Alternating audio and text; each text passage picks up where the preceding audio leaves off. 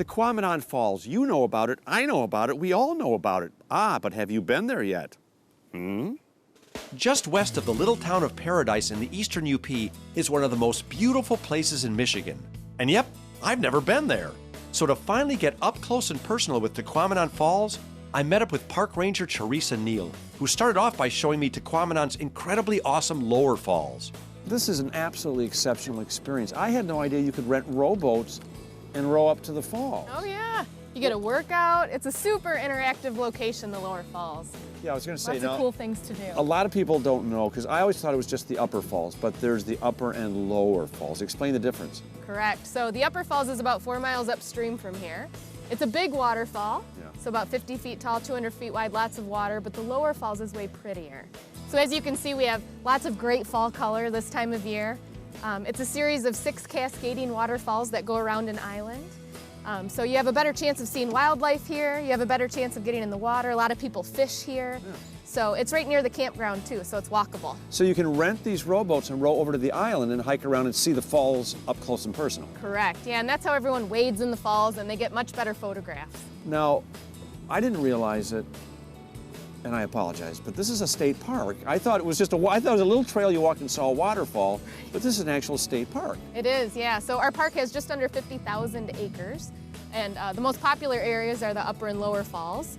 But there's a lot more to this park. We have about 30 miles of hiking trails, lots of snowmobile trails. There's a lot to explore. People are hunting this time of year, so there's a lot of wilderness north of the falls that people are welcome to go check out. Well, this totally reminds me of being out west in Colorado or something. Yeah, and you had no idea that you could get rowed to the island. Oh, thank you, by the way. Yeah, and let me know if you get tired. Yeah. Because you see these guns, I can more than handle it. Once you're on the island, you're literally surrounded by tons of cascading waterfalls. And the natural beauty along the quarter-mile trail around the island is breathtaking. I had no idea that on this hike you could get so up close and personal with the waterfall. I mean, I can touch the waterfall. You can touch the waterfall, definitely. And this rock we're standing on, what is this? This is a sandstone that's actually quite ancient. It's 500 million year old Precambrian age sandstone. So in some areas you can still see some of the rippling from back when this was kind of a shallow saltwater sea. Yeah, this is exceptional. It definitely has a unique smell to it. Here at the falls, at Tahquamenon, you know, what gives the water that rusty color is the tannic acid from many of the trees, particularly the hemlock trees. So as these trees are decomposing, they're releasing tannic acid into the water, which gives it that yellowish tint. So there's not a root beer plant north of here? Unfortunately, no. Okay. No. Although Lark does say this is where her beer water comes from. It is pretty, though. It is, yeah. And it gives it a unique smell also, I think. It's not really gross, but it's definitely unique.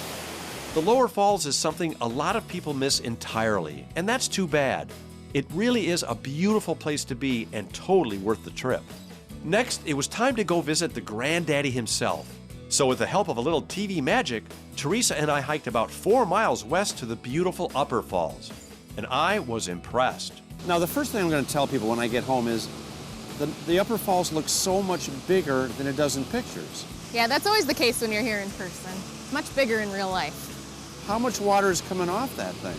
Today there's about 4,000 gallons per second coming over the waterfall. So from where we're standing, we're about 100 feet above the river's edge, and the waterfall itself is 50 feet tall, so you're still kind of looking down on the falls from here. This is pretty spectacular. Yeah, it is pretty big. Definitely the largest waterfall in Michigan and one of the largest east of the Mississippi. You know what's amazing to me? For only $11, you can get the passport for your license plate and get into any Michigan State Park and see stuff like this. It is a heck of a deal. The Recreation Passport funds all of our infrastructure here, our maintenance, everything. So it's a great deal for Michigan residents. I would pay $11 just to see this. Well, I'd even pay $12 to see this. Ooh, good to know. Right. There's a plethora of places along the gorge to view the falls. And as we checked them all out, I couldn't help but think this is something your family really needs to see. Next time you're planning a trip, skip the airport and check out Tahquamenon Falls State Park in the UP. It's a tremendous sight to see, but to see it, you gotta get up here.